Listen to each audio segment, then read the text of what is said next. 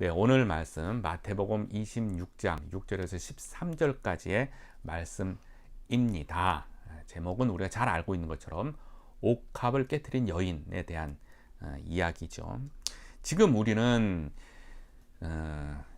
예수님의 칭찬에 대한 이야기를 몇 주째 하고 있죠. 오늘 세 번째입니다. 칭찬을 받읍시다. 하나님께 칭찬받으면 참 좋은 것 아니겠어요? 칭찬을 받읍시다.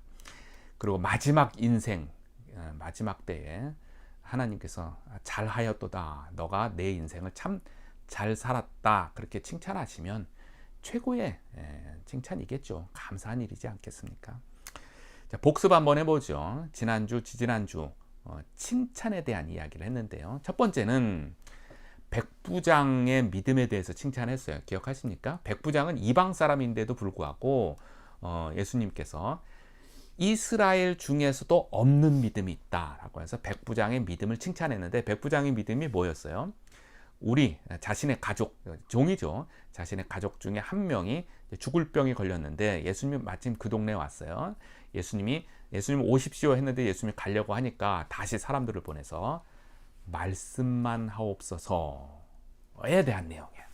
말씀만 하시면 됩니다에 대한 것을 믿고 말씀만 하시면 됩니다.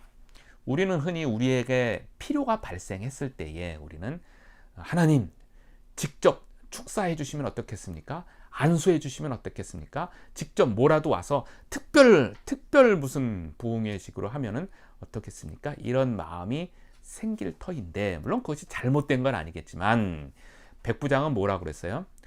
말씀만 하시면 됩니다 해요. 정말 우리에게 많은 것을 가르쳐 주고 있는 내용이죠. 말씀만 하시면 됩니다.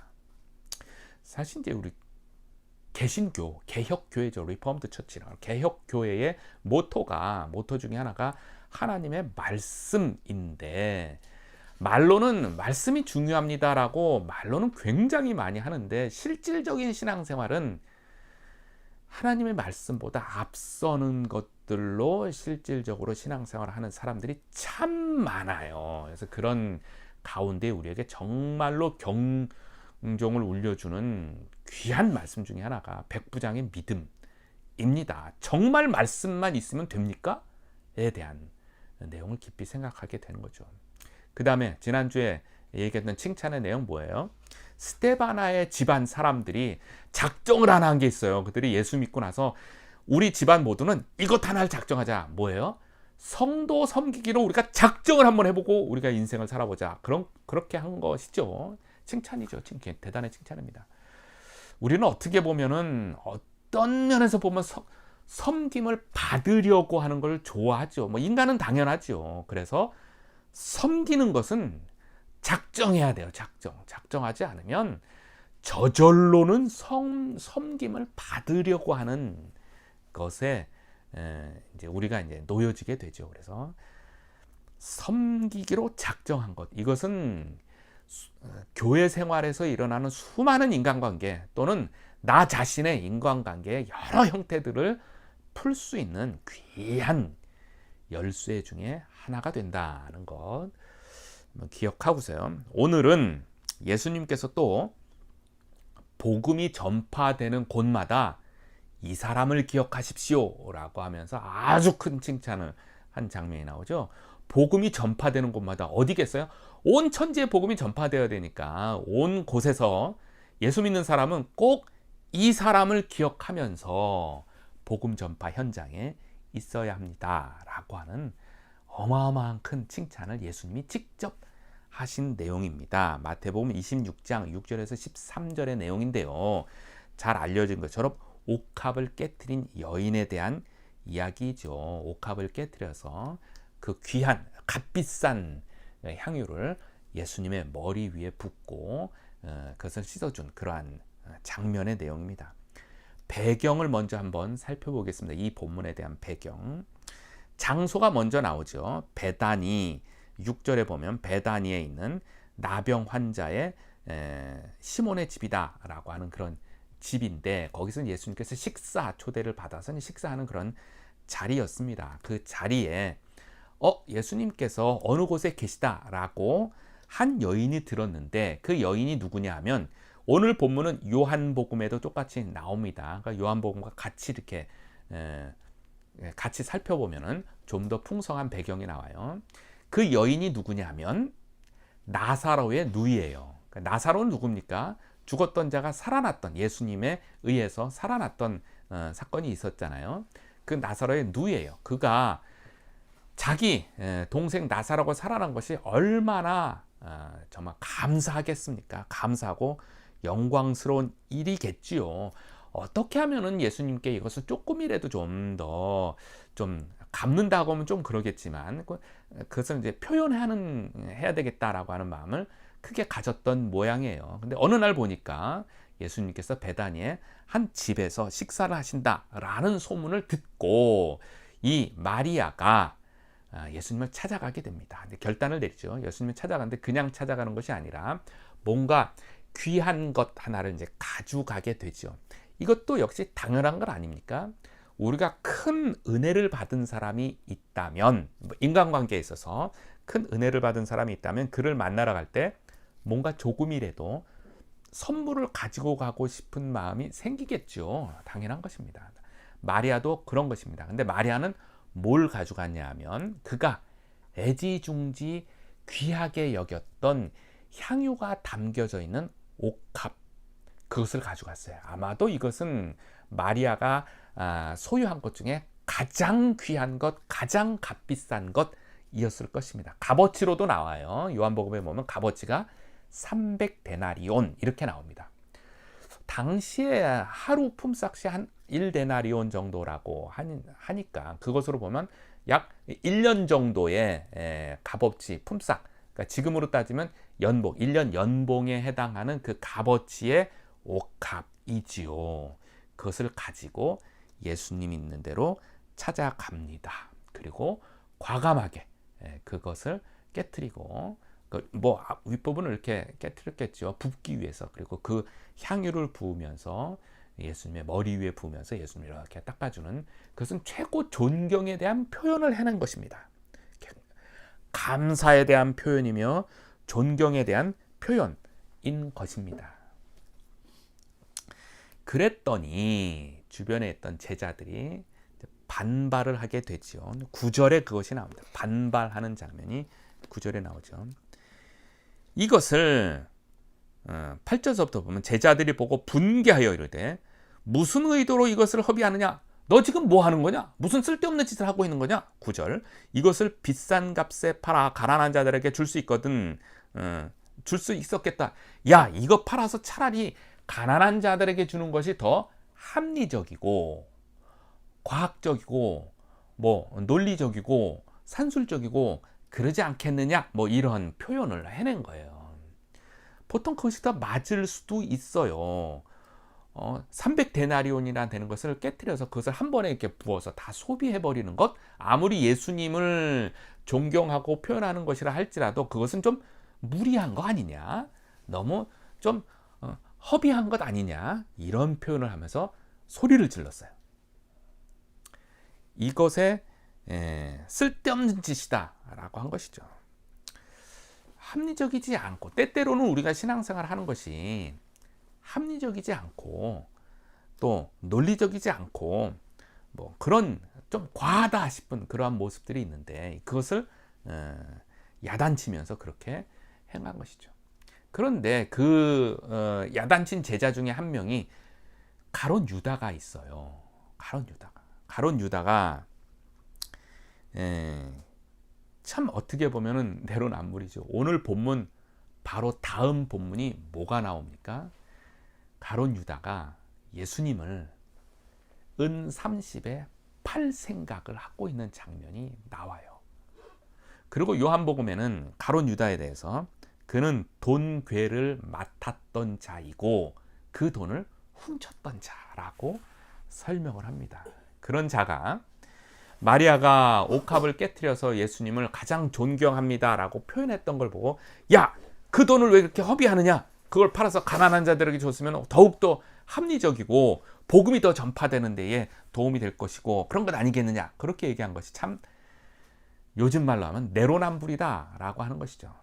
너나 잘하세요 라고 하는 그러한 일일 것입니다. 어찌 보면 가룟 유다를 가만 보면 우리 인간의 모습을 잘 표현해 준 그런 사람의 대표적인 인물이지 않을까 싶어요.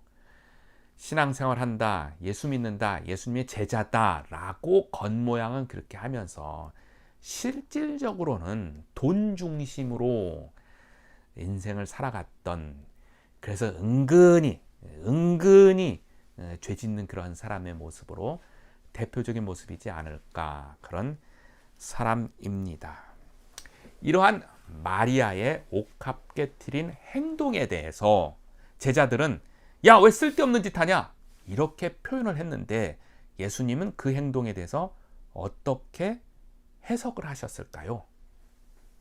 예수님은 그것을 어떻게 받아들였을까요? 예수님도 똑같이 그래, 이건 좀 무리한 거야. 나한테 이렇게 하지 말고 이거 팔아서 가난한 자에게 주고 복음을 전한다고 하면 훨씬 더 복음이 더 잘 전파됐을지도 몰라. 앞으로는 그렇게 해라 라고 했을까요? 예수님은 과연 마리아의 행동을 어떻게 해석하고 설명을 했을까요? 12절에 나옵니다. 12절에 예수님이 이렇게 이야기를 합니다. 12절에 보면 이 여자가 내 몸에 이 향유를 부은 것은 내 장례를 위하여 함이니라. 내가 진실로 너에게 이르노니 온 천하에 어디든지 이 복음이 전파되는 곳에 이 여자가 행한 일도 전파하고 말하고 그를 기억하라. 이 여인이 행한 행동은 나의 장례를 위하여 한 행동이다 라고 예수님은 그것을 해석을 해줬어요. 그 의미는 이런 것이다.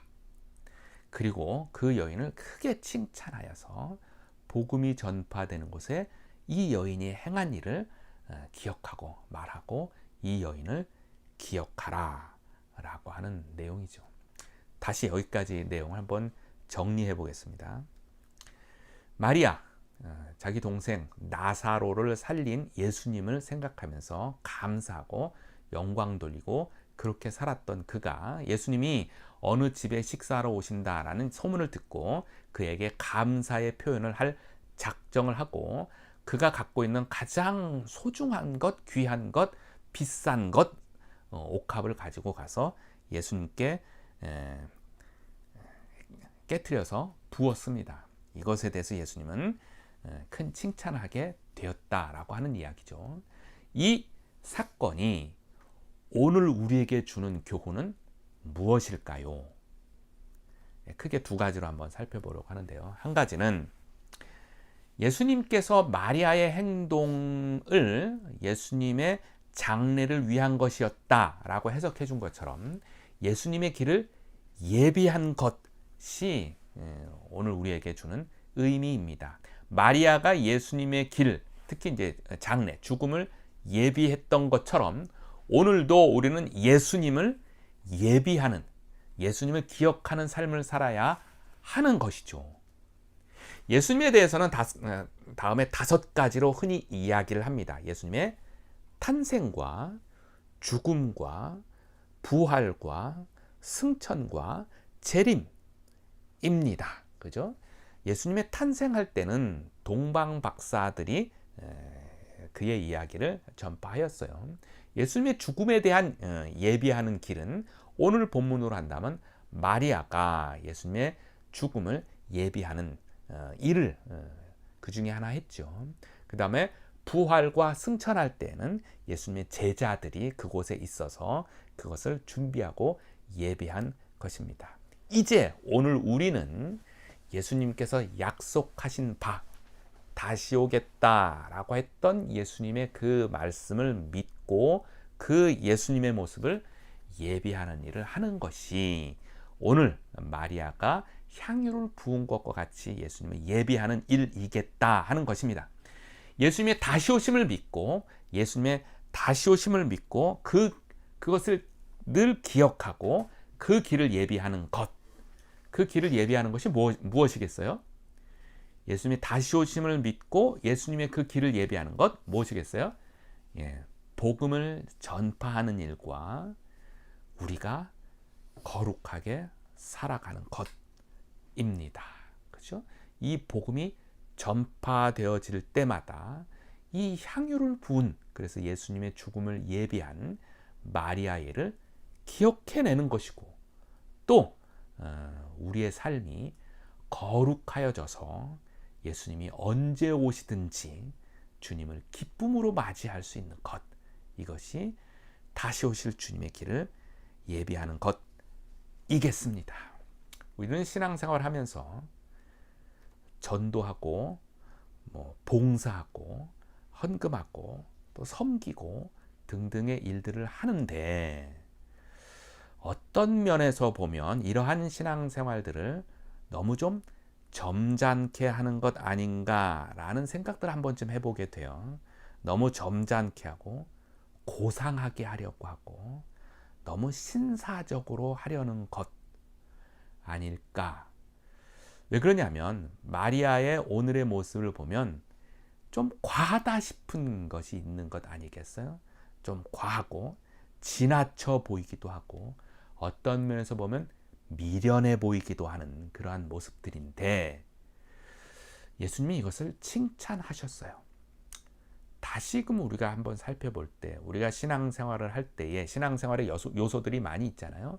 요소들을 할 때 인간적인 체면 따라서 너무 고상하게 하려고 하는 것을 뛰어넘어서 정말 하나님이 기뻐하시는 대로 좀 지나치더라도 과하더라도 사람들로 하여금 바보 같다라고 하는 이야기를 들을지언정 주님의 길을 예비하는 데 있어서 진정으로 정성껏 진실한 마음으로 주님 앞에 나아가야 하겠다 싶습니다.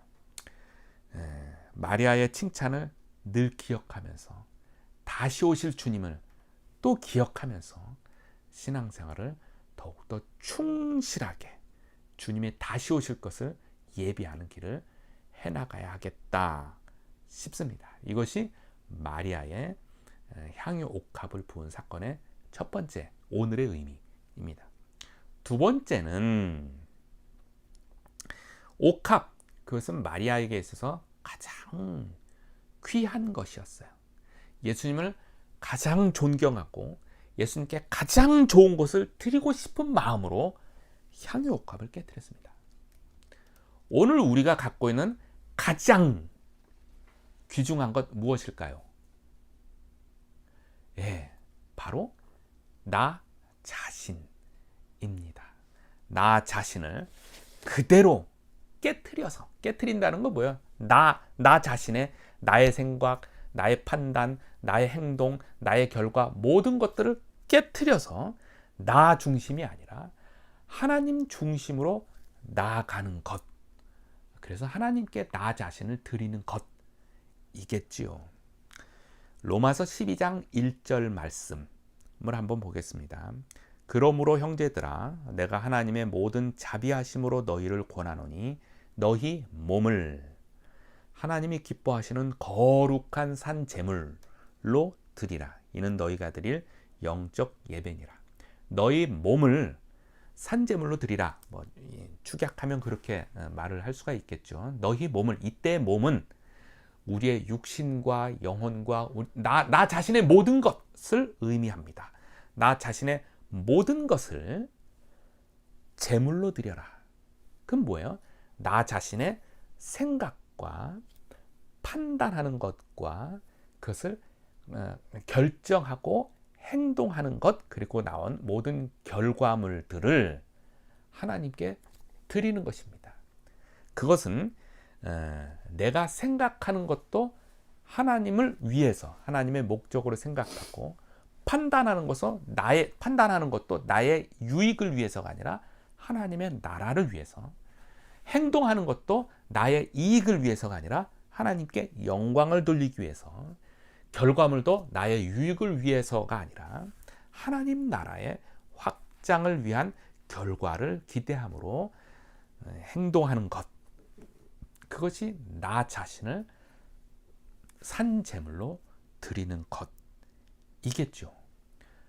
보다 합리적이고 보다 논리적이고 보다 과학적인 이런 기준, 뭐 일반적으로 그렇게 할 수 있겠지만 결정적일 때는 그것을 뛰어넘는 하나님을 위한 그러한 생각과 판단과 결정과 행동하는 것, 그것이 나 자신을 하나님께 드리는 것이고, 이것이 옥합을 깨뜨려서 예수님의 머리에 부은 옥합 여인의 행동을 기억하고 하나님의 길을 예비하는 것이겠습니다.